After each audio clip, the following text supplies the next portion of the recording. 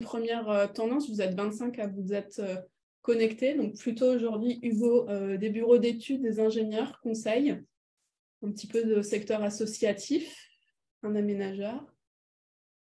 Donc ça nous donne une petite tendance. Et puis après, le reste de l'écosystème, entreprise, institutionnelle, maîtrise d'ouvrage. Une deuxième petite question pour connaître vos besoins. Quels sont vos besoins professionnels pour faire progresser vos opérations vers des pratiques plus soutenables? Est-ce que vous avez des besoins en information, c'est-à-dire que vous avez besoin d'accéder à une information qualifiée, des besoins en information encore, mais d'accéder à une information qui soit centralisée? Est-ce que vous avez des besoins en formation, une formation généraliste sur le bâtiment et l'aménagement durable ou plus spécifique sur l'économie circulaire? Vous avez des besoins en animation, participer à des groupes de travail avec des pairs.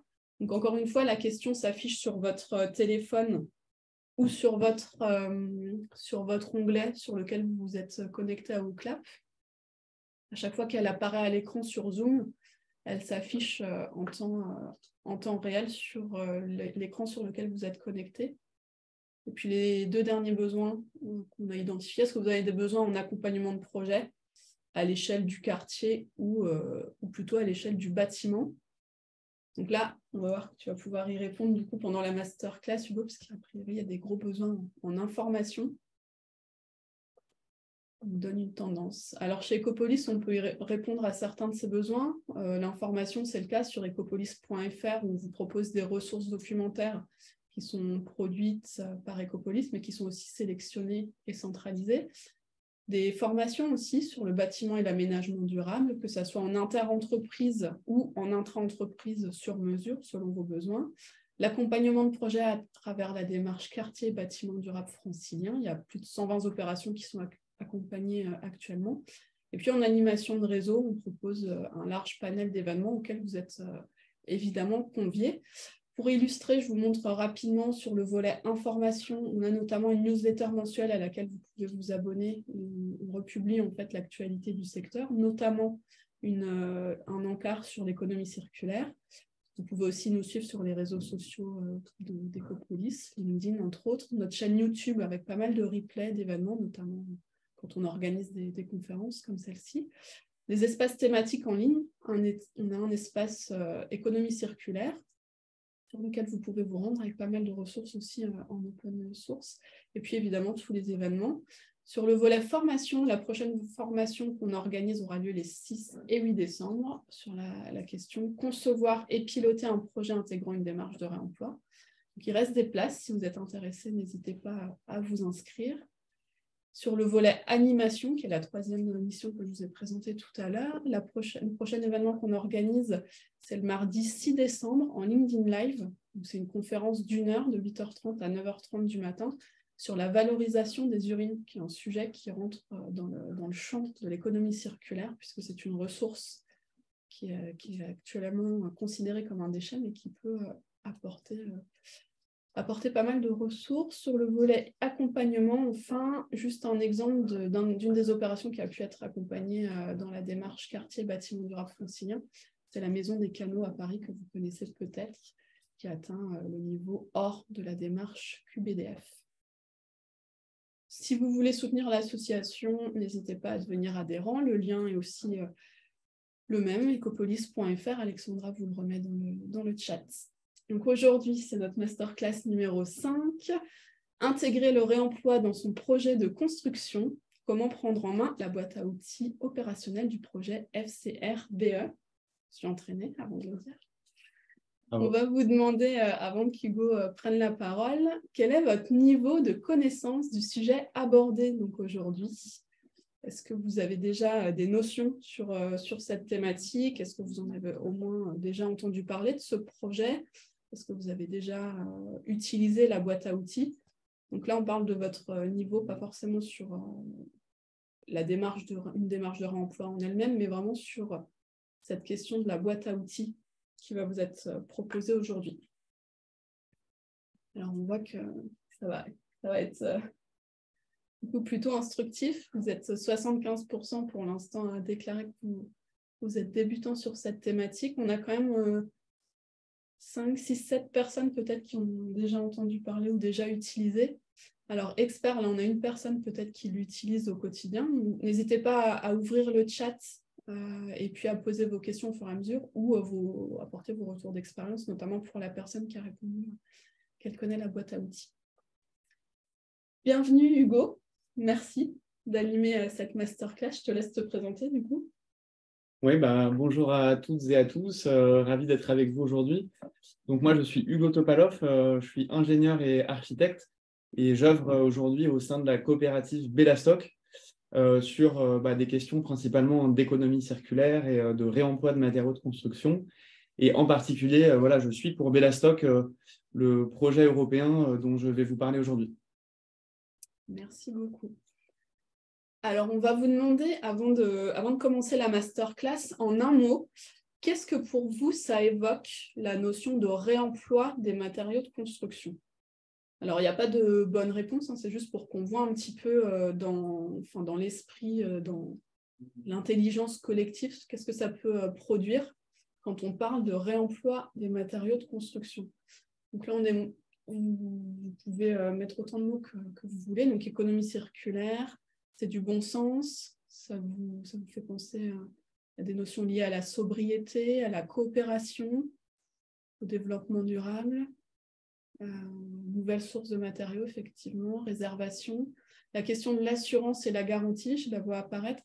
J'en profite pour vous dire à nouveau que la masterclass sur ce sujet qui devait avoir lieu hier est reportée au vendredi 2 décembre, donc c'est un sujet qu'on ne va pas forcément creuser aujourd'hui. Écologie, démarche vernaculaire, gain. Hugo. Hugo. Mais il y a le bon sens qui revient souvent. Oui. L'écologie aussi. Et l'économie. Ah, bon sens et économie, c'est intéressant. Caractérisation, donc là, c'est peut-être les experts qui ont répondu sur... Super. Et ben, ça me permet de te passer la parole, Hugo. Donc, on vous rappelle, la masterclass va se dérouler du coup pendant une 50aine de minutes et on prendra vos questions dans le chat à l'issue de la présentation d'Hugo. Donc, n'hésitez pas à ouvrir votre chat et à y poser vos questions au fur et à mesure de la présentation. Merci, Élise. Donc bonjour à nouveau. Voilà, je suis ravi d'être avec vous aujourd'hui.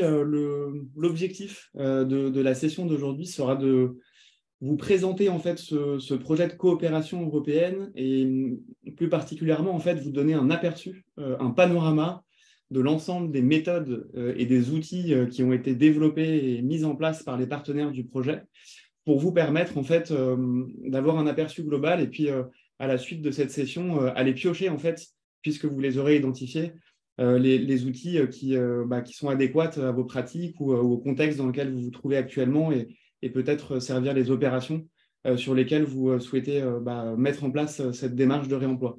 Donc voilà, ça va vraiment être un aperçu panoramique. Je vais brosser en revue les principaux outils qu'on a développés depuis 5 ans maintenant. Peut-être faire des petits focus quand c'est nécessaire sur des points qui le méritent.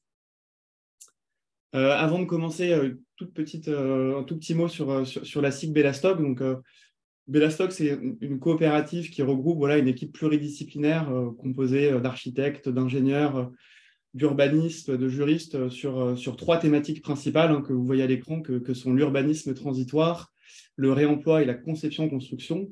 Ce qui nous intéresse, nous, aujourd'hui, c'est le réemploi. Et dans ce domaine, on développe 4 axes principaux d'action. Le premier, c'est assister les maîtres d'ouvrage pour mettre en place cette démarche-là du réemploi, donc dans des contextes très divers de réhabilitation, de construction neuve, de démolition, mais aussi d'opérations d'aménagement ou même d'opérations à des échelles plus grandes comme des échelles départementales ou même régionales.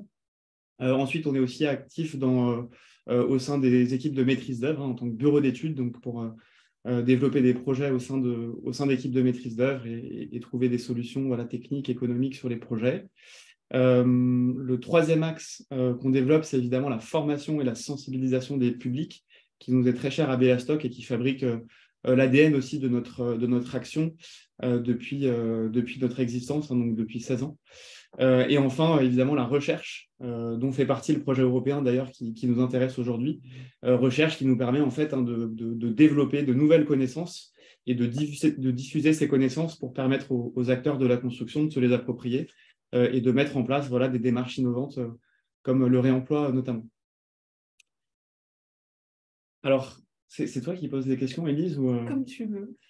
Alors, je pose la première et peut-être qu'on tournera. Ouais, donc, la première question que je voulais vous poser, voilà, c'est pour introduire le sujet, c'est selon vous, quel pourcentage aujourd'hui de matériaux de réemploi circulent en Europe?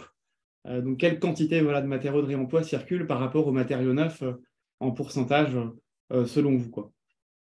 On va voir s'il y a des optimistes ou plutôt des pessimistes dans l'audience.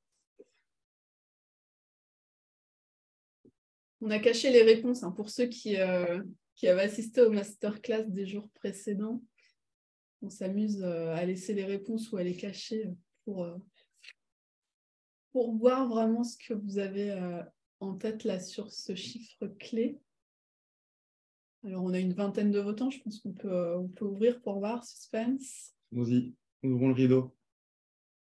Ah, donc il y a une majorité de réponses pour la bonne réponse, si je vois bien. Donc, effectivement, donc il y a aussi des optimistes, je vois. Donc, effectivement, aujourd'hui, on en est à seulement 1% de matériaux de réemploi qui circulent. Donc, malgré le fait que le réemploi soit une pratique ancestrale et ait toujours existé, le XXe siècle, disons, a mis un coup d'arrêt et aujourd'hui, on revient vers des pratiques qui existaient avant, mais qui sont souvent présentées comme innovantes d'ailleurs, mais qui sont encore embryonnaires. Donc, toute la marge de progression est devant nous. Et c'est pour ça d'ailleurs que ce projet européen est né finalement. C'est pour essayer de pallier à ce faible pourcentage et stimuler à l'échelle européenne une augmentation de la part de matériaux en circulation. Donc, notre objectif, c'est 50% d'augmentation d'ici 2032. Et pour ça, on a réuni 8 partenaires de 3 pays différents, donc la France, la Belgique et le Royaume-Uni, pour essayer de tacler cette question. Donc, dans le groupement, on a des organisations spécialisées sur la question du réemploi, donc Bellastock en France, nos homologues belges Rotor et anglais Salvo, mais aussi des centres techniques de recherche comme le CSTB en France et son homologue belge, le BBRI, des organisations publiques comme Bruxelles Environnement et une fédération professionnelle qui est la Confédération Construction, donc qui s'appelle aujourd'hui MBuilt et qui est l'équivalent de notre FFB. Voilà, donc ça, c'est pour vous présenter la Dream Team. Les axes qu'on a souhaité développer pour stimuler ces pratiques-là, ils sont au nombre de 3, vous les voyez à l'écran. Le premier, c'est rendre visible le secteur du réemploi, puisque parmi les nombreux freins qui existent aujourd'hui, on a constaté un manque de visibilité du secteur, en fait, tout simplement. Donc, des entreprises qui sont aujourd'hui actives dans les opérations de réemploi, depuis la dépose des éléments, donc la déconstruction sur les chantiers de démolition, jusqu'à leur fourniture et à leur remise en œuvre sur les nouvelles opérations. Ça, c'est notre premier point. Le deuxième axe, c'était faciliter la récupération des matériaux qui sont réemployables sur des chantiers de démolition ou de rénovation, puisqu'on constate très simplement que la plupart des matériaux constitutifs des bâtiments démolis possèdent un potentiel, mais malheureusement sont trop rarement récupérés. Donc on a là un gros sujet. Et le troisième axe, assez logiquement, pour boucler cette boucle de l'économie circulaire, faciliter la réintégration des matériaux dans des nouveaux projets. Les actions que vous voyez listées sur la droite, elles sont assez nombreuses et elles viennent justement incrémenter ces 3 axes. Et moi, je vous présenterai plus précisément les actions qui sont en gras que vous voyez sur l'écran durant la session. Alors, on a aussi des axes de travail du projet qui concernent la communication et la sensibilisation. Donc voilà, il y a eu évidemment un certain nombre de conférences, de workshops, il y a une exposition mobile sur le réemploi qui a itinéré en Europe, beaucoup de livrets thématiques de sensibilisation sur des sujets particuliers liés au réemploi et des publications dans la presse, et aussi des livrables qui permettent d'assurer au long terme une prospérité de ces pratiques de réemploi une fois qu'elles auront été consolidées. Et ça concerne la formation des professionnels, des jeunes professionnels et même des étudiants notamment, mais aussi permettre aux autorités publiques de s'outiller pour lever les freins structurels, disons, qui permettent de mettre en place au long terme toutes ces pratiques-là. Donc, tout l'exposé qui va suivre, il va faire appel justement à des outils et des méthodes qui sont intégralement consultables sur le site internet du projet, dont vous donnerons le lien en fil de discussion. Donc, l'objectif de ce genre de projet européen de coopération transfrontalière, c'est de fabriquer des outils et de les rendre accessibles en open source et en libre accès, justement pour niveler les disparités de compétences entre les territoires. Et donc, vous trouverez l'intégralité des résultats que je vais vous présenter sur le site européen du projet. Alors, en ce qui concerne notre premier axe, qui était d'augmenter la visibilité, j'arrive pas à passer augmenter la visibilité du secteur du réemploi, je voulais commencer par vous poser une petite question qui est, selon vous, combien en fait aujourd'hui il existe d'entreprises sur le territoire français qui sont actifs dans le réemploi, que ce soit, voilà, comme j'ai dit tout à l'heure, hein, dans les phases de déconstruction des projets pour récupérer les éléments, ou pour les fournir en aval sur des nouveaux chantiers. Et bien sûr aussi, entre ces deux étapes, hein, évidemment, assurer toutes les étapes de réparation, de reconditionnement de matériaux pour permettre une bonne circulation. Est-ce qu'on est plutôt sur une cinquantaine d'entreprises, sur une centaine d'entreprises, ou soyons fous sur 1500 entreprises? On vous laisse quelques secondes pour répondre. Il y a déjà une vingtaine de réponses.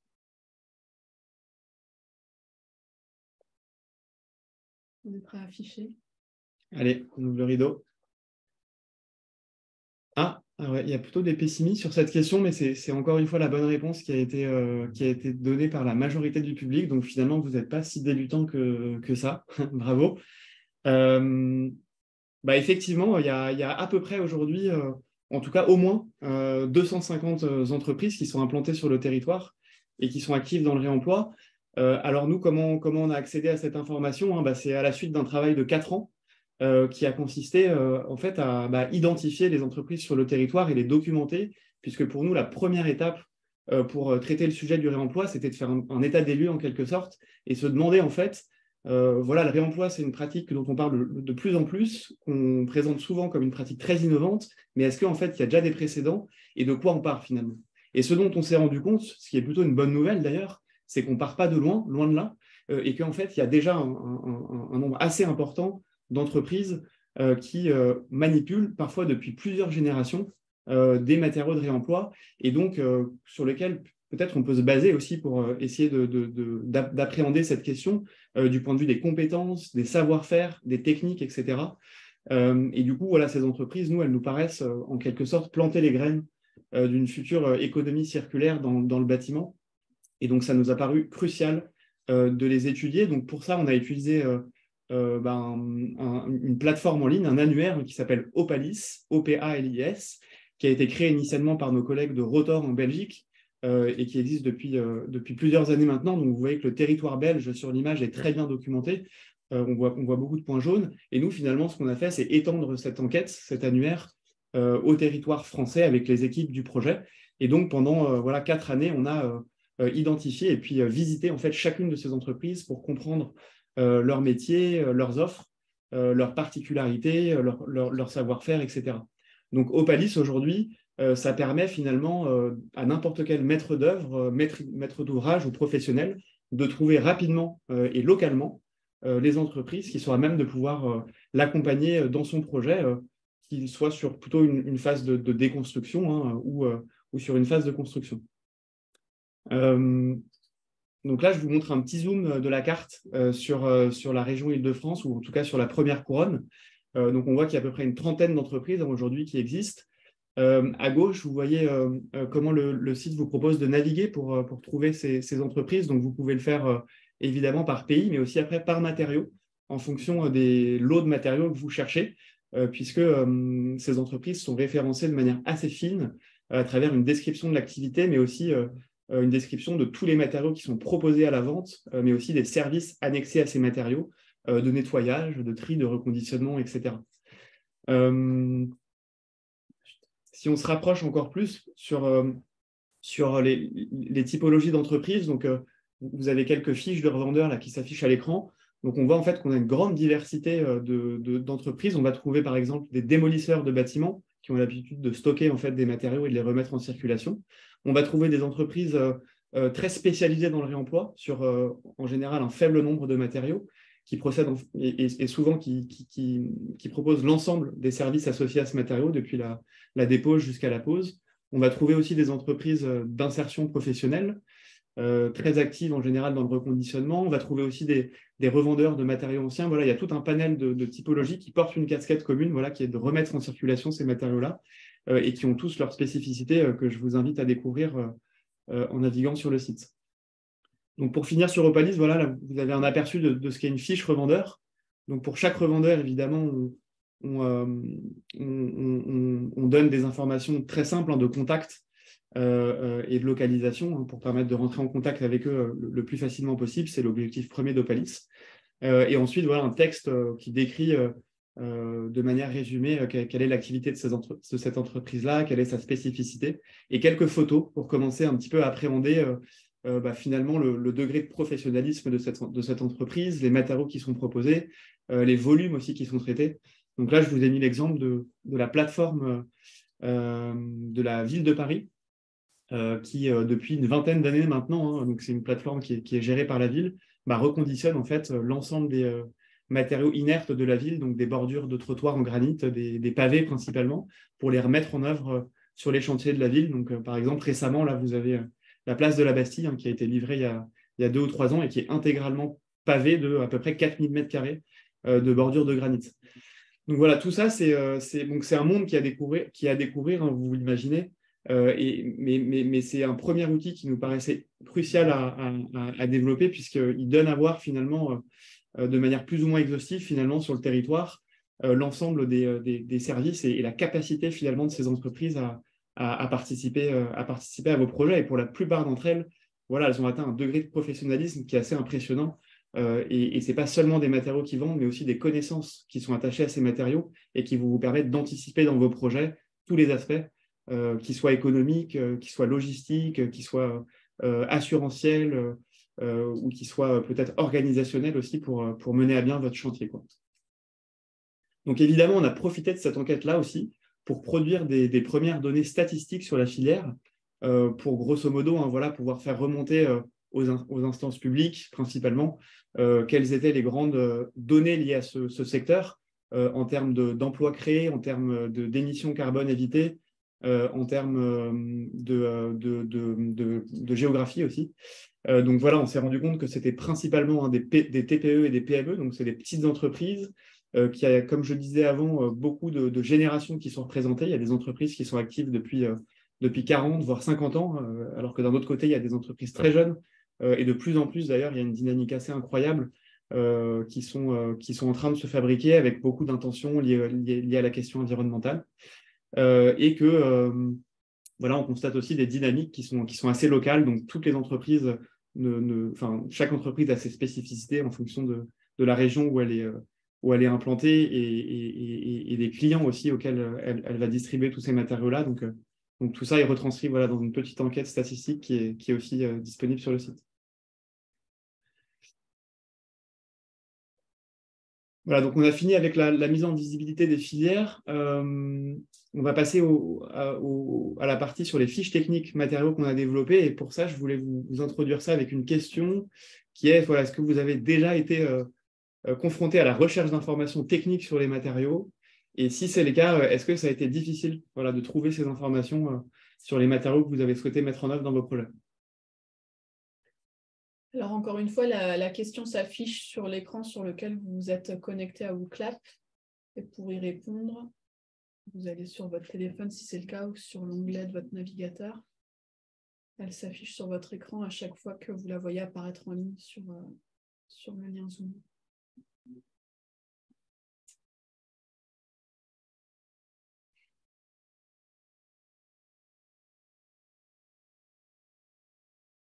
On voit une première tendance, là vous êtes 80% à répondre que vous avez été confronté à la recherche d'informations sur les matériaux de réemploi et que ça a été difficile à trouver.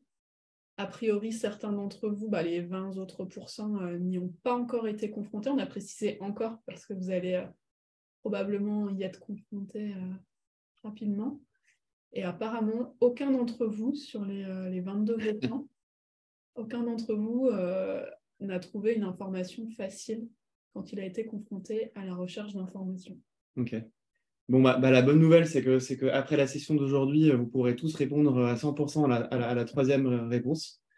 Et sinon, en fait, nous, on a eu exactement le même constat que 83% de l'audience, c'est-à-dire que lorsqu'on voulait trouver les informations sur les matériaux, qu'on soit architecte, qu'on soit bureau d'études, qu'on soit entreprise de construction, c'était très difficile parce que l'information soit n'existait pas ou soit était disparate en fait et très difficile à trouver. Donc, nous, ce qu'on a mené, c'est en fait tout simplement de capitaliser, de centraliser toutes les connaissances, ou en tout cas un maximum de connaissances qui étaient aujourd'hui disponibles sur un ensemble de 36 matériaux de réemploi qui sont en fait les 36 matériaux qui sont le plus représentatifs aujourd'hui dans ce qui circule, pour justement avoir une base de données qui est largement fournie et décrite et permettre aux concepteurs principalement de prescrire en fait et d'intégrer ces matériaux à leur projet. Donc, je vous donne un exemple du contenu des fiches avec une des fiches qui est sur les structures en bois lamellé-collé pour vous montrer un petit peu le contenu que vous trouverez dans ces fiches. Donc, la première partie de la fiche donne en fait une description du matériau. Donc, voilà sur quelles caractéristiques de base je vais retrouver dans ces matériaux-là, sous quelle forme ils se présentent, quels sont les différents types ou les différentes variations de matériaux qu'on peut trouver, tout ce genre de données de base, comment le matériau a été fabriqué, etc. Ensuite, on va retrouver toutes les informations qui sont liées à la récupération du matériau. Donc ça va concerner en fait toutes les étapes de diagnostic qu'il faut mettre en place. Donc comment analyser le gisement, sous quelle forme il va se présenter, quelle pathologie il est susceptible de présenter, et ensuite en quoi est-ce qu'on va pouvoir, comment est-ce qu'on va pouvoir le démonter sélectivement, avec quels outils, avec quelles précautions, avec quelles difficultés, est-ce qu'il y a des taux de perte qui sont associés au processus de déconstruction, quel type d'études complémentaires il faut mettre en place pour assurer la bonne récupération du matériau. Donc tout ce qui va concerner la première étape finalement du réemploi, qui est de bien identifier le potentiel du matériau et assurer une récupération qui soit la plus propre possible. Donc évidemment, les modes de récupération du matériau dépendent parfois de l'usage qu'on veut en faire à la suite. Voilà, ensuite, on va trouver toutes les informations qui concernent en fait l'application et la mise en œuvre du matériau. Donc là, on va plutôt être sur d'une part, les processus de reconditionnement. Donc, comment est-ce qu'à partir d'un matériau qui est brut de démontage, je peux en faire un matériau qui est prêt à la pose. Et en général, la plupart des matériaux de réemploi nécessitent des étapes intermédiaires, comme le tri, comme le nettoyage, comme la remise aux dimensions. Donc, toute une série d'opérations qui va être faite en général en atelier, qui peuvent être aussi faites sur chantier, mais qui sont nécessaires à l'obtention d'un matériau prêt à la pose. Et donc ça va impliquer, comme je le montrais tout à l'heure, toute la filière du reconditionnement qui est en plein essor et qui connaît une dynamique certaine à travers la création de nouvelles entreprises, de nouveaux métiers, etc., qui consiste tout simplement à prendre soin des matériaux, à les réparer, à les entretenir pour pouvoir les remettre en circulation. Donc tout ça est décrit de façon assez approfondie et surtout documenté avec des images ou des photos d'entreprises spécialisées qui montrent un petit peu à quoi peut ressembler la mise en œuvre de ces étapes concrètement dans un atelier. Ensuite, on va trouver des éléments, alors ça c'est très important, qui sont relatifs en fait aux performances qu'il faut vérifier pour les matériaux afin de les remettre en œuvre dans des projets. Donc ça, c'était un point qui a été soulevé par les réponses de tout à l'heure. Donc évidemment, une des contraintes principales quand on souhaite intégrer des matériaux de réemploi, c'est de se demander si le matériau de seconde vie a gardé les performances initiales qu'il avait en sortant de l'usine. Et sinon, comment faire pour, si on ne peut pas trouver ces informations-là, comment faire pour en fait bien définir les performances qu'il faut atteindre en fonction de l'usage qu'on veut en faire. Et ensuite, trouver des modes de vérification de ces performances qui peuvent être très divers. Au bout de l'échelle, on a des modes de vérification qui sont plutôt d'ordre visuel et qui sont très simples et assez rudimentaires. Et à l'autre bout de l'échelle, on a des modes de vérification qui vont être beaucoup plus complexes avec des essais en laboratoire pour vérifier des performances qui vont être mécaniques, qui vont être acoustiques, qui vont être liées au feu, qui vont être liées à la porosité des matériaux, et en tout cas qui vont permettre en fait de trouver des équivalences avec des textes normatifs courants actuels pour démontrer en fait aux acteurs du projet, et notamment aux bureaux de contrôle et aux assureurs, que les matériaux peuvent remplir leur emploi et qu'ils ne présentent pas de risques supplémentaires. Donc là, on va lister en fait dans cette partie de la fiche l'ensemble des performances qui sont requises pour le matériau en fonction de son usage et donner des indications sur comment les vérifier. Et enfin, toutes les fiches se terminent par cette dernière partie qui là va plutôt donner alors, 3 types d'informations. La première, c'est tout simplement les prix constatés de fourniture de ces matériaux qui sont principalement basés sur une expérience liée aux 250 entreprises qui aujourd'hui fournissent et qui nous ont donné ce genre d'éléments, mais aussi à des expériences de terrain sur des chantiers où on va fonctionner directement entre des chantiers de déconstruction et de construction pour appréhender les prix, qui sont évidemment une variable qui est importante à prendre en compte, puisqu'on va toujours le comparer à des prix de matériaux neufs équivalents pour se demander si le processus vaut le coup. Et du coup, voilà, on donne une fourchette de prix de fourniture de ces matériaux-là. Ensuite, on va aussi donner des informations qui sont liées à l'impact carbone de ces matériaux, et notamment au bénéfice carbone qui est lié à leur utilisation par rapport à ce qu'on aurait fait traditionnellement avec des matériaux neufs. Donc, pour vous donner des ordres de grandeur, les grandes conclusions de notre étude, c'est que les matériaux de réemploi sont de 2 à 7 fois moins émissifs en termes de carbone que leur équivalent en neuf. Donc, principalement, voilà, ça dépend évidemment des matériaux que vous considérez et du processus de reconditionnement, peut-être aussi un tout petit peu de la question des distances de transport, quoique pas beaucoup. Mais en gros, on est sur ces ordres de grandeur. C'est assez important de garder ça en tête, puisque voilà, quand vous construisez un bâtiment, vous, donc maître d'ouvrage et concepteur, il faut bien garder en tête que à peu près 50%, voire 75% dans certains cas, de tout votre bilan carbone est lié aux matériaux que vous utilisez et pas au fonctionnement de votre bâtiment dans sa vie d'usage. Donc, c'est-à-dire pas à l'électricité, au chauffage et à l'énergie qui va être utilisée pendant la vie du bâtiment, mais à l'énergie qui va être utilisée pour la fabrication des matériaux. Et c'est bien cette énergie que vous n'utilisez pas avec des matériaux de réemploi. Donc, c'est vraiment pour ça que, du point de vue environnemental, ils sont très avantageux. Puisque voilà, c'est vraiment dans la fabrication des matériaux qu'on va avoir un impact carbone le plus important. Et ensuite, la dernière information, alors là, c'est plutôt sur en fait, les quantités prévisibles auxquelles vous pouvez vous attendre pour la fourniture, puisque ce qui est très important dans un projet, c'est certes de choisir les matériaux qu'on va intégrer, mais aussi de quantifier en fait, le besoin qu'on a.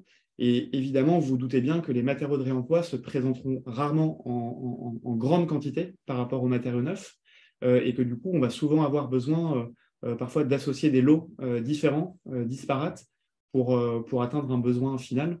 Mais en tout cas, voilà, les entreprises, elles ont une certaine capacité limite à fournir des grandes quantités. Et c'est aussi ça l'enjeu aujourd'hui, c'est de permettre voilà, à la filière de se développer pour avoir une fourniture de matériaux qui soit relativement en grande quantité, mais aussi stable et prévisible dans le temps. C'est-à-dire pouvoir anticiper en fait, non seulement les quantités, mais aussi les caractéristiques des matériaux qui vont être installés dans vos opérations. Donc voilà, ça c'était pour les fiches matériaux. Là, vous avez un petit résumé de l'ensemble des 36 fiches. Donc ça concerne en gros tous les lots de construction d'un projet. Donc vous avez en haut à gauche les abords et les voiries, avec les pavés, avec les bordures, avec des pavés autobloquants, tout ce genre de choses. Ensuite, on va avoir des matériaux de structure, comme les structures bois, le lamellé-collé, les structures en acier, la brique, mais aussi le béton, qui est une pratique qui commence à apparaître dans le secteur du réemploi. Tous les matériaux d'enveloppe, donc la couverture, des tuiles, des ardoises, des couvre-murs. Tout ce qui va concerner les finitions intérieures, vous avez tous les exemples sur les photos en bas à gauche. Les portes, les menuiseries, et enfin les équipements. Important de le souligner, les équipements qui sont d'ailleurs posent un petit peu moins qui font partie des matériaux qui sont les plus facilement réemployables. On voit quelques exemples sur les photos, voilà, avec des équipements sanitaires ou des radiateurs par exemple. Donc voilà, ces 36 fiches, vous les trouverez sur les sites du projet, et c'est des fiches qui se consultent en fait au gré des besoins finalement sur vos projets, et qui se veulent vraiment être des guides pour vous permettre de rapidement en fait brosser l'ensemble des problématiques au début du projet pour pouvoir anticiper un maximum, l'anticipation étant le maître mot quand on veut mettre en place le réemploi dans son projet. Voilà, donc ça, c'était pour la partie technique. Bon, ça, c'est juste une slide pour dire que l'objectif de ces fiches, hein, c'est de faciliter, in fine, la prescription de ces matériaux dans vos cahiers des charges, et notamment dans vos CCTP. Et vous trouverez dans les fiches souvent, en fait, des petits coups de projecteur sur des exemples de clauses qui sont un petit peu pré-mâchées et qui vous permettent, voilà, d'intégrer avec des petites adaptations, si nécessaire, ces clauses techniques dans vos marchés. Encore une fois, pour l'installation des matériaux, mais aussi pour la dépose dans les marchés de déconstruction. Voilà. Ensuite, on en vient évidemment à la question de comment faire pour faciliter l'extraction des matériaux sur les chantiers, la récupération, donc qui était notre axe 2, si vous vous en souvenez bien. Et pour ça, voilà, l'outil principal qu'on a développé, hein, assez logiquement, c'est un outil on pourrait dire, de diagnostic ressources, qui permet à n'importe quel opérateur, d'ailleurs, d'identifier en amont d'un projet de démolition le potentiel de réemploi des matériaux qui sont constitutifs du bâtiment. Donc, c'est un guide qui fait, je crois, une centaine de pages, qui est assez fourni et qui vous donnera, voilà, toutes les étapes à suivre avec des conseils et des retours d'expérience, évidemment, pour facilement collecter l'information, mais aussi la partager et la partager bien avec les autres acteurs du projet. Donc, il y a des templates types d'inventaire que vous pouvez utiliser ou adapter. Et surtout, voilà, encore une fois, des retours d'expérience de diagnostic qui vous permettent de mettre en perspective un petit peu les bâtiments que vous diagnostiquez avec des cas concrets où les matériaux ont été démontés. Alors, la conclusion à laquelle on est arrivé, c'est qu'un inventaire, c'est un petit peu une étude à géométrie variable en fonction de l'ambition que vous avez. Et finalement, en fonction de vos compétences, tout le monde peut devenir en quelque sorte un expert en diagnostic ressources. Évidemment, si les ambitions sont énormes dans le projet, il faudra faire appel à des entreprises très compétentes, mais avec des très faibles ambitions, même des maîtres d'ouvrage peuvent assez facilement et rapidement, voilà, brosser un potentiel de réemploi dans un bâtiment, et c'est ce qu'on essaye d'expliquer et de guider à travers ce document. Qui existe aussi en français. Et qui existe en français, ouais. C'est vrai que la version que j'ai affichée, elle est anglaise. Mais... Juste pour pas vous refroidir, il existe une version. D'ailleurs, j'en profite pour dire que l'ensemble des livrables a été traduit dans les 3 langues, donc des pays partenaires, le français, l'anglais et même le flamand, hein, si dans l'audience, il y en a que ça intéresse. Voilà, vous avez les 3 langues pour tous les résultats.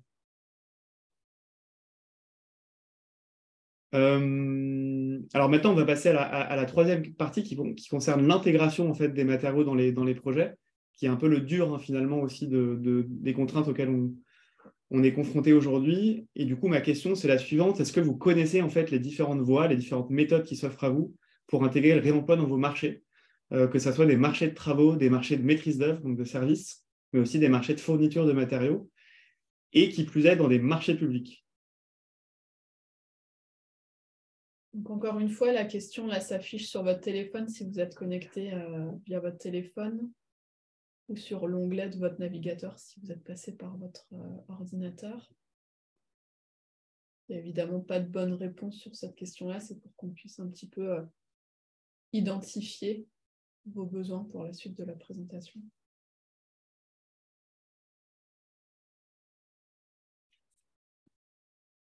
Okay, donc les réponses se partagent un petit peu entre les gens qui n'ont vraiment pas d'expérience, ou en tout cas pas de connaissance de cette problématique, et ceux qui sont un petit peu frottés, un petit peu comme les autres outils, hein, finalement. Donc encore une fois, là, voilà, on a jugé que c'était vraiment important de fabriquer un document clair, en fait, un guide assez clair pour permettre aux maîtres d'ouvrage, hein, parce que c'est principalement à eux que s'adresse ce document, mais pas que, de comprendre un petit peu le panel de possibilités qui s'offraient à eux pour intégrer le réemploi dans leur pratique de marché. La conclusion étant que voilà, c'est plutôt les pratiques de réemploi qui vont s'adapter à vos habitudes, et vous n'allez pas forcément avoir besoin de changer complètement vos habitudes de marché pour faire du réemploi. C'est dans l'autre sens que ça se passe. En tout cas, c'est vraiment la question qu'on s'est posée. Alors, pourquoi on a ciblé les projets de grande échelle? C'est parce que on a un besoin là aujourd'hui de passer l'étape supérieure, c'est-à-dire d'étendre les pratiques de réemploi qui sont aujourd'hui trop réservées à des petits projets, en général qui sont expérimentaux, qui sont faits un petit peu en one-shot. Et donc, il y a un besoin de monter en généralité, à la fois dans l'échelle des projets, mais aussi dans les méthodes, puisque les méthodes qu'on propose là dans ce projet, elles se veulent à chaque fois réplicables sur d'autres projets similaires. Donc ça, c'était le premier enjeu. Et ensuite, le deuxième enjeu qui était les marchés publics. Pourquoi on s'est intéressé à ça? Parce qu'évidemment, premièrement, la commande publique, c'est un levier extrêmement important, hein, pour stimuler des pratiques innovantes comme le réemploi. De mémoire, je crois que c'est à peu près 10% du PIB, hein, qui est dédié à la commande publique. Donc, chaque fois que vous dépensez 10 euros, il y a un euro qui est dépensé dans la commande publique. Donc, c'est considérable. Donc, un gros levier. Mais aussi parce que, voilà, on le sait aujourd'hui, intégrer des pratiques innovantes dans la commande publique, ça va poser un petit peu toutes les contraintes et toutes les complexités possibles. Donc, si on arrive à le faire dans la commande publique, le pari, c'était de dire qu'on pouvait le faire un petit peu dans n'importe quel contexte. Je simplifie, hein, mais c'était l'approche. Et aussi parce que, troisième point, si c'est important, la commande publique est toujours intéressante pour stimuler des secteurs innovants et pour stimuler l'activité des entreprises de réemploi que je vous ai présenté tout à l'heure. Donc ce guide, c'est ça son objectif, hein, c'est de guider voilà, le maître d'ouvrage pour mettre en place dans des marchés le réemploi. Donc la première partie du guide, vous verrez, c'est une partie qui concerne l'introduction du projet, où vous allez commencer un projet et qui va vous orienter en fait. Donc on n'est pas encore dans les marchés, on est vraiment dans la phase voilà, de programmation ou dans la phase du début de l'étude, mais pour vous orienter en fait vers quel type de ressources aller chercher et quel type d'informations collecter pour commencer à vous faire une idée des ambitions que vous pouvez mettre dans votre projet. Et ces informations, voilà, elles sont de 3 ordres, hein, c'est les cercles que vous voyez là. La première en bas à gauche, c'est quels acteurs en fait, du réemploi sont présents sur mon territoire et quels sont les acteurs sur lesquels je vais m'appuyer. Ça concerne voilà, les acteurs du conseil, hein, comme des AMO, etc., de la maîtrise d'œuvre. C'est aussi des acteurs qui sont des entreprises de réemploi qu'on a présenté tout à l'heure. Ensuite, la bulle qui est en haut, c'est quel type de sources de matériaux je vais aller pouvoir chercher. Il y a principalement 3 sources en général de matériaux dans lesquelles on peut puiser pour aller faire un projet. C'est soit sur le site, si j'ai des existants, soit via la filière des fournisseurs, soit via directement un bâtiment en démolition avec lequel je vais devoir tisser un partenariat pour fonctionner voilà, en flux tendu entre un chantier de déconstruction et mon chantier de construction. Et la troisième bulle qui est en bas à droite, c'est plutôt une bulle sur les outils un peu structurels pour vous aider à mettre en mouvement la démarche, qui concerne les politiques et les dynamiques locales, et qui consiste voilà, à se demander est-ce que j'ai déjà voilà, des groupes de réflexion qui existent entre professionnels dans ma région? Est-ce que j'ai des formations qui sont dispensées par des organismes comme Ecopolis, par exemple, pour monter en compétence sur le sujet?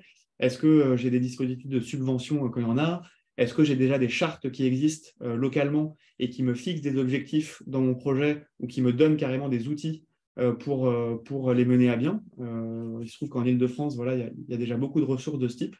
Et c'est un petit peu voilà, en croisant ce prisme à trois lunettes qu'on va pouvoir déjà commencer à se positionner sur les ambitions qu'on peut mettre dans le projet en fonction évidemment de son expérience et de sa maturité sur le sujet. La deuxième partie, qui est un peu le dur du document, elle décrit voilà, très en détail les étapes à mettre en place pour intégrer les réemplois dans les marchés. Et pour ça, on a proposé en fait 5 approches.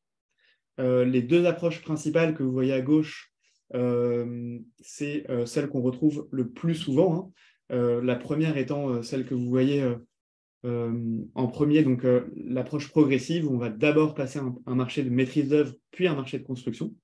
Donc on va se poser des questions très simples de comment mettre des objectifs de réemploi dans un marché de maîtrise d'œuvre, et puis comment ensuite ils vont se décliner dans un marché de travaux pour une entreprise. La deuxième approche principale, c'est évidemment le marché de conception-réalisation, où là on va passer un marché de travaux, hein, avec un groupement qui est composé d'un constructeur et d'un maître d'œuvre qui donne en fait des outils intéressants pour faire du réemploi aussi, en tout cas qui est vraiment qui est à considérer spécifiquement quand on veut faire du réemploi. Et puis à ces 2 approches principales, on a associé 3 approches complémentaires, si vous voulez aller un peu plus loin dans la démarche, qui sont donc le marché de fourniture, ça c'est la première, qui consiste en fait à contracter un marché de fourniture pour s'approvisionner en matériaux avant de lancer des marchés de travaux. Donc il y a évidemment des exemples qui sont donnés à chaque fois en plus de la méthode. La deuxième approche complémentaire, qui est l'accord cadre, qui est souvent oublié souvent oublié par les démarches des maîtres d'ouvrage, qui consiste en fait à essayer de systématiser des prestations de réemploi dans plusieurs chantiers. J'en parlerai plus en détail tout à l'heure avec un exemple. Et puis la dernière approche complémentaire qui est l'approche du lot réemploi, là qui consiste en fait à, dans un marché de travaux, désigner un lot spécifique pour qu'un prestataire de ce lot fournisse des matériaux à toutes les entreprises du chantier. Parfois, il est collecté et peut-être les reconditionné. Donc ça, c'est une méthode qui est en train de gagner beaucoup de popularité et qui est souvent un très bon levier pour atteindre des objectifs ambitieux dans un projet. Donc voilà, pour toutes ces approches, vous trouvez des diagrammes qui ressemblent à ça. Donc je ne vais pas rentrer dans les détails de ce diagramme parce que vous voyez qu'il est assez fourni, mais en gros, qui vont décrire les actions des trois protagonistes principaux. Donc le maître d'ouvrage, c'est la première bande grise que vous voyez, le maître d'œuvre et l'entreprise dans les différentes phases du projet, et notamment dans les phases clés qui nous intéressent, la phase en vert que vous voyez sur l'écran qui est la passation du marché de maîtrise d'œuvre, et la phase en bleu qui est la passation du marché de travaux. Donc là, je n'ai évidemment pas le temps de rentrer dans les détails de toutes ces actions, mais elles sont donc largement décrites et détaillées et nourries d'exemples, toujours très important à chaque fois de pouvoir mettre en perspective les choses avec des exemples concrets qui vont être à la fois inspirants et qui vont convaincre que dans beaucoup de contextes, en fait, on peut mettre en place cela. Et donc la troisième partie du guide, en fait, c'est un ensemble de fiches thématiques qui sont un petit peu à ouvrir comme des tiroirs et qui vont permettre de vraiment mettre le focus de manière détaillée et précise sur différents aspects du projet. Je vais les passer brièvement en revue pour que vous ayez une idée un petit peu du contenu. Donc la première, qui est un petit peu la base de tout projet, c'est de convaincre des bénéfices du réemploi. Donc souvent, on se rend compte que parmi les acteurs du projet, nous, ce qu'on dit, c'est que souvent, pour assurer un bon projet de réemploi, il faut que les 4 mousquetaires soient vraiment en cohésion et agissent ensemble. Donc les 4 mousquetaires, c'est le maître d'ouvrage, le maître d'œuvre, l'entreprise, et le 4e mousquetaire très important, c'est le bureau de contrôle souvent, et que sans ça, on a du mal, on a plus de difficultés à mettre en place la démarche. Donc convaincre des bénéfices du réemploi, c'est vous donner un argumentaire pour convaincre les acteurs de votre projet. Principalement, ces bénéfices, ils vont être environnementaux, ils vont être socio-économiques, ils vont être culturels. La deuxième fiche, donc, elle est sur comment articuler les objectifs de réemploi de votre projet avec les autres facettes de l'économie circulaire, puisqu'on s'est rendu compte que souvent, mettre trop d'efforts et trop de focus sur le réemploi, ça amène les acteurs à oublier les autres objectifs de l'économie circulaire, que sont le recyclage ou par exemple l'utilisation de matériaux biosourcés ou géosourcés, et que parfois on arrive carrément à des contradictions parce qu'on a un petit peu oublié les différentes facettes. Donc c'est très important de considérer que ces facettes sont complémentaires et non pas en concurrence les unes par rapport aux autres, et qu'il faut les embrasser dans leur globalité pour fabriquer des cahiers des charges et des projets qui soient cohérents. La fiche numéro 3, elle est sur explorer les différentes sources de matériaux de réemploi. Donc ça, c'est ce que je décrivais tout à l'heure. Donc quelle méthode je mets en place pour aller chercher des matériaux, soit chez un fournisseur, soit dans un bâtiment en démolition, ou soit dans mon projet si j'ai des existants. Toujours avec beaucoup d'exemples. La fiche numéro 4, s'informer sur l'offre disponible chez les fournisseurs. Donc là, c'est vraiment un focus sur les fournisseurs de réemploi. La fiche numéro 5, elle pose la question très importante que vous vous êtes peut-être posée si vous avez fait des marchés avec du réemploi, de comment est-ce que je fixe une performance chiffrée dans mon projet, c'est-à-dire comment est-ce que je fixe un objectif non pas qualitatif, je veux faire du réemploi, mais quantitatif, je veux faire tant de réemploi. Et à ce moment-là, quelle unité j'utilise? Est-ce que j'utilise des tonnes? Est-ce que j'utilise des euros? Est-ce que j'utilise de la comptabilité carbone? Et surtout, comment est-ce que je fixe la bonne quantité et la mesure en fait de cet objectif. Donc ça, c'est très important. La fiche numéro 6, elle va concerner tous les marchés complémentaires que vous pouvez passer dans votre projet pour réaliser des inventaires, des diagnostics ressources, des études complémentaires pour affiner les études sur les matériaux, des marchés d'assistance à maîtrise d'ouvrage pour vous accompagner. Donc voilà, tous les marchés qui sont complémentaires à ces marchés de maîtrise d'œuvre et de travaux. Ensuite, la fiche numéro 7, elle va concerner la manière d'identifier les matériaux qui sont pertinents pour votre projet. Je ne vais pas détailler. La fiche numéro 8, elle concernera la réalisation d'études préalables de marché sur les enjeux de réemploi. Donc ça, c'est des procédures de marché public qui autorisent, en fait, avant de lancer un marché, de s'informer sur la capacité des filières à répondre à une demande. Et quand vous avez des projets avec beaucoup d'ambition, c'est souvent quelque chose qui peut être très, très utile, mais qui s'adresse vraiment aux projets avec beaucoup d'ambition. Ensuite, la fiche numéro 9, elle concerne évidemment un point crucial dans notre affaire, c'est l'économie du projet. Donc, globalement, comment est-ce que j'apprécie l'économie d'un projet, où vont se répartir les coûts, à quelles étapes du projet et comment je peux avoir une vision globale de ses plus-values et de ses moins-values et du bilan en fait, économique de mon projet de réemploi pour le comparer évidemment à une solution classique que vous auriez fait traditionnellement. Et encore une fois, se demander en quoi cette pratique est pertinente du point de vue économique. La fiche numéro 10, elle concerne les alternatives à aménager dans les marchés pour en gros se mettre des filets de sécurité au cas où le réemploi ne serait pas possible à mettre en œuvre. Donc ça, c'est des stratégies assez classiques hein, qu'à peu près tous les acteurs qui s'intéressent à la question connaissent, qui consistent à mettre des options dans le marché de travaux ou des variantes ou aussi des clauses de réexamen pour faire en sorte que si, pour X ou Y raison, pendant le chantier, l'introduction de réemploi de matériaux ne serait pas possible, avoir des solutions alternatives en neuf, classiques, à activer pour permettre que le projet puisse se dérouler et que le bâtiment soit livré. La fiche numéro 11, elle va concerner la question des assurances sur les chantiers de réemploi.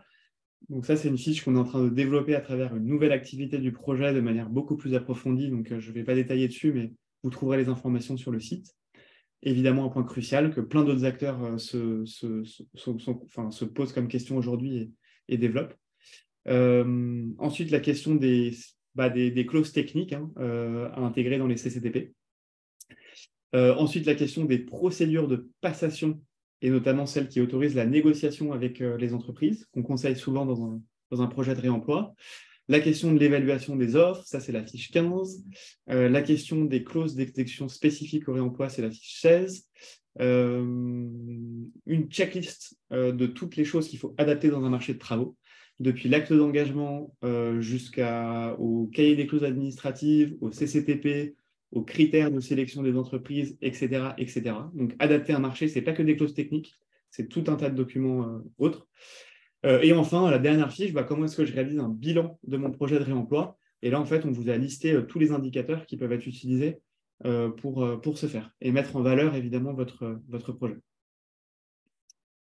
Voilà, ensuite, on a aussi développé des livrets plus thématiques de sensibilisation sur des questions spécifiques sur le sujet du réemploi, mais je vais pas détailler.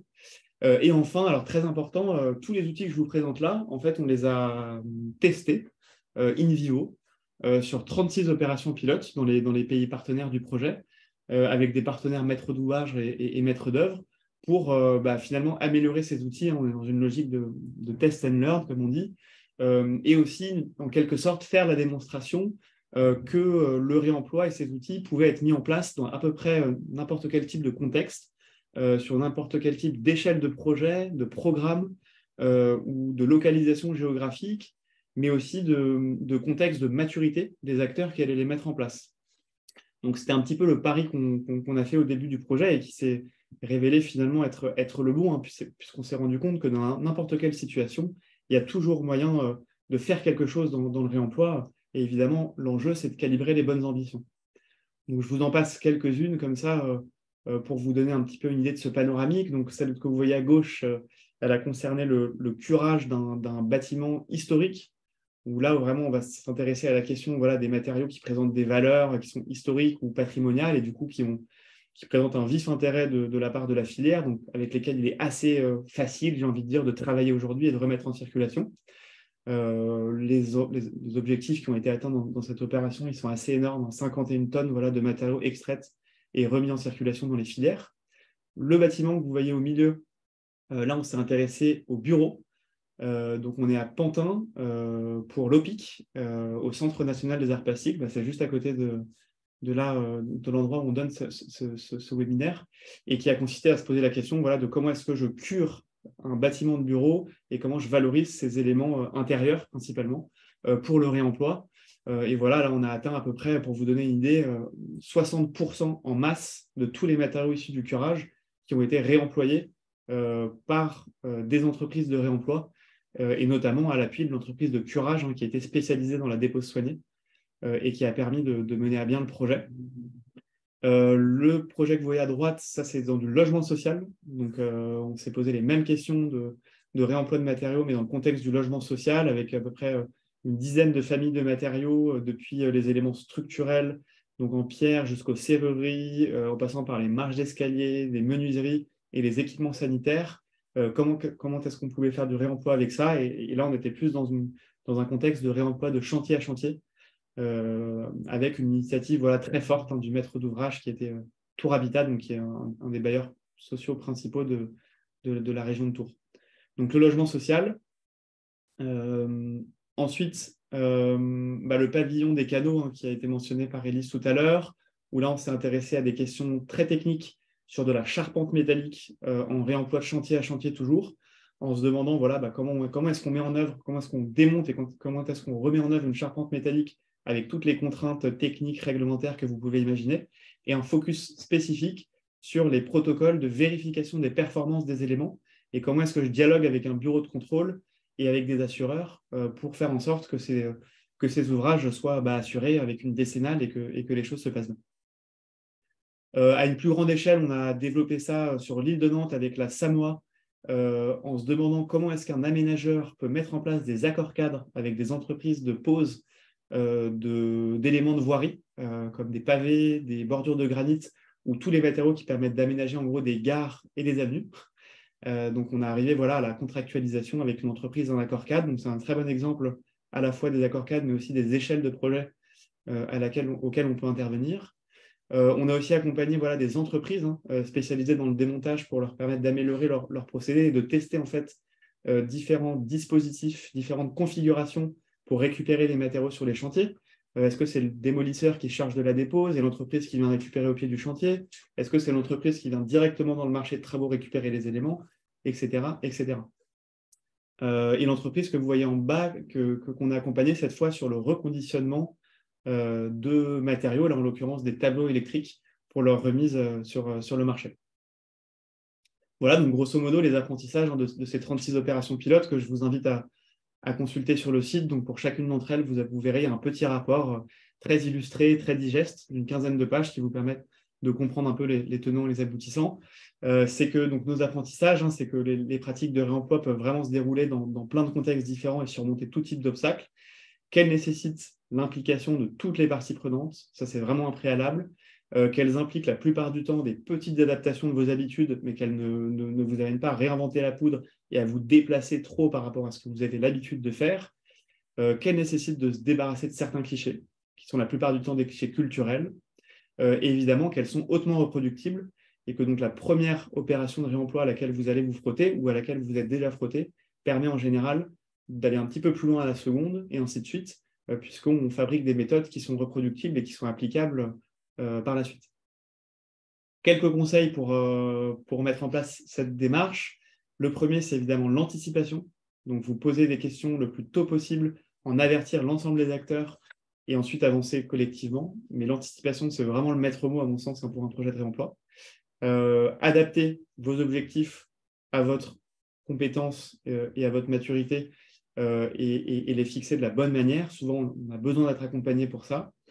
Et ensuite, surtout capitaliser sur les retours d'expérience en fonction de vos projets et les diffuser largement. Et c'est ce à quoi s'attache notamment Ecopolis ou des structures comme Belastock pour permettre aux acteurs de monter en compétences et de s'approprier ces pratiques-là.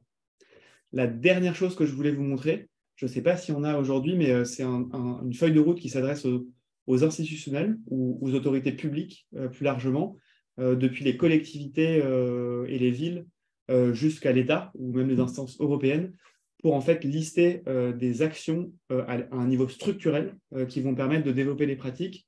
Donc, je ne vais pas détailler ce slide, mais en gros, c'est des questions qui vont s'attacher aux aspects fiscaux, par exemple, de ces pratiques. Comment est-ce que je fais pour mettre en place une taxe et une TVA qui va favoriser ces activités-là? Comment est-ce que réglementairement, j'introduis le réemploi dans les textes? Comment est-ce que je peux favoriser des investissements pour que des structures de réemploi se développent? Tout ce genre de choses. Mais je vois que le temps tourne et puis ce n'est pas forcément le sujet qui va principalement nous intéresser aujourd'hui. Voilà, je vous remercie pour votre attention et une dernière slide pour vous donner les liens qui vont être retranscrits en fil de discussion et notamment le lien vers le site du projet qui vous permettra d'accéder en fait à toute la panoplie d'outils que je vous ai présentés aujourd'hui. Voilà. Je vous remercie beaucoup. Merci Hugo. On vous remet aussi dans le chat l'adresse mail de Hugo pour prolonger un petit peu les échanges à l'issue de la masterclass. Alors, il y avait déjà des questions dans le chat. On va les reprendre au tout début de ta présentation quand tu parlais du pourcentage, les 1% de réemploi, de matériaux qui circulent à l'échelle européenne. J'ai vu passer une question au tout début. Ce pourcentage comprend-il les flux échangés entre particuliers ou uniquement entre professionnels? Ouais, c'est une bonne question. Alors, c'est vraiment des flux qui concernent les professionnels de la construction. Donc, nous, on s'est intéressé à la fois aux flux distribués par les fournisseurs professionnels, mais aussi entre acteurs de chantier, quand il y a un échange en flux tendu entre deux chantiers. Ce qui représente en gros les deux méthodes principales pour faire du réemploi. Mais vous avez raison de poser la question, parce que le réemploi, en fait, avant de commencer à être introduit dans les pratiques professionnelles, c'est surtout quelque chose qu'on a tous rencontré dans notre vie domestique en tant que particulier, sur des foires, des brocantes ou des choses comme ça. Mais ce n'est pas des chiffres qu'on a pris en compte. Ça serait peut-être intéressant de les étudier, mais voilà, on peut se douter que les quantités mises en jeu vont être bien moins importantes que les tonnes et les tonnes de pavés qui circulent dans les aménagements des villes et des territoires qu'on connaît, quoi. Ensuite, quand tu as présenté la cartographie Opalis, il y a deux questions qui ont été posées dans le chat. La première, c'est Monsieur Jourdain du bureau Veritas. Il existe d'autres annuaires de ce type. Est-ce que des liens sont prévus entre eux pour avoir quelque chose de plus exhaustif? Ouais, alors c'est une bonne question sur la pluralité des annuaires et leur complémentarité. Aujourd'hui, ce que je peux vous dire, c'est qu'il existe... Opalis, ça se veut être un annuaire vraiment à l'échelle nationale, qui est une sorte de port d'entrée pour découvrir un petit peu les filières de réemploi, mais qu'à l'échelle régionale, ou même à l'échelle communale ou des métropoles, il y a beaucoup d'initiatives qui sont en train de se développer pour fabriquer des annuaires peut-être plus ciblés et qui ont un périmètre plus large que juste les fournisseurs de réemploi, qui va inclure par exemple le mobilier ou les artisans de la réutilisation qui détournent des usages, etc. Mais qu'à mon sens, voilà, ces annuaires, ils doivent vraiment être compris comme complémentaires et qu'aujourd'hui, un annuaire comme Opalis, à ma connaissance, voilà, qui se veut aussi être un annuaire à l'échelle européenne, il n'en existe pas d'autres qui pourraient rentrer, ou qui pourraient se doubler ou rentrer en superposition avec celui-ci, quoi.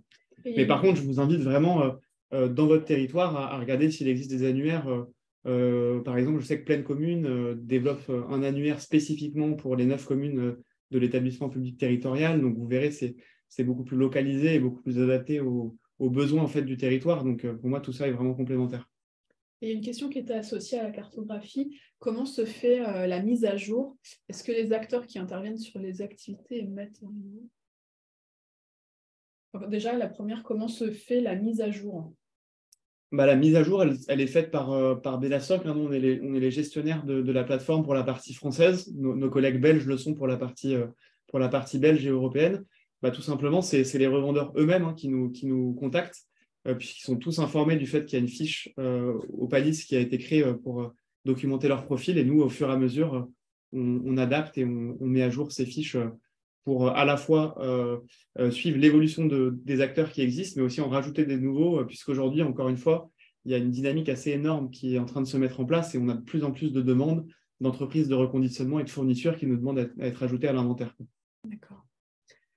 Ensuite, il y avait Et puis peut-être sur les questions d'annuaire aussi, rajouter une chose, au cas où la confusion pourrait être faite, c'est que Opalis, donc ce n'est pas une marketplace, c'est-à-dire que c'est un annuaire qui vous permet de vous mettre directement en contact avec les fournisseurs, mais il y a aussi ce qu'on appelle des marketplaces numériques qui existent, qui sont des places de marché pour faire se rencontrer l'offre et la demande, qui sont en général pas physiques, et qui sont encore une fois tout à fait complémentaires à Opalis, dans le sens où elles vont permettre de mettre en lien des maîtres d'ouvrage émetteurs de matière et des maîtres d'ouvrage récepteurs de matière, sans forcément passer par des acteurs du reconditionnement.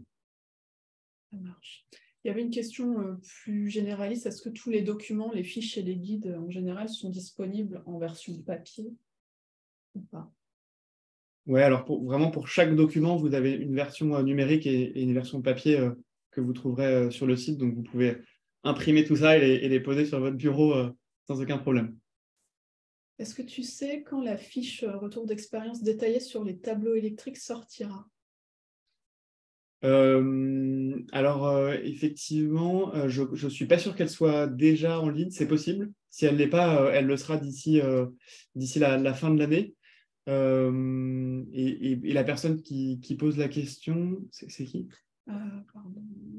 Voilà, juste pour vous dire aussi qu'il y a sur la question des tableaux électriques, il y a d'autres initiatives qui sont en train de s'y intéresser, et notamment voilà, des grandes entreprises de fourniture de matériaux de ce type, ou d'autres initiatives plus générales comme le booster du réemploi aussi, qui travaille beaucoup sur la question des équipements C'est techniques. justement Julie Obadia du Oui, oui, c'est moi, du booster. Et du Là. coup, on a commencé à travailler dessus, mais c'est vrai que la fiche, enfin, du coup, Fatchama, on n'a pas encore réussi à les contacter et la fiche n'était pas encore sortie. Donc, Super. c'est pour ça que je posais la question. Voilà, en tout cas, tout le contenu qui est fabriqué dans le projet est rendu accessible en open source, hein. Donc, il n'y a rien qui ne sera pas diffusé. C'est l'objectif de notre projet.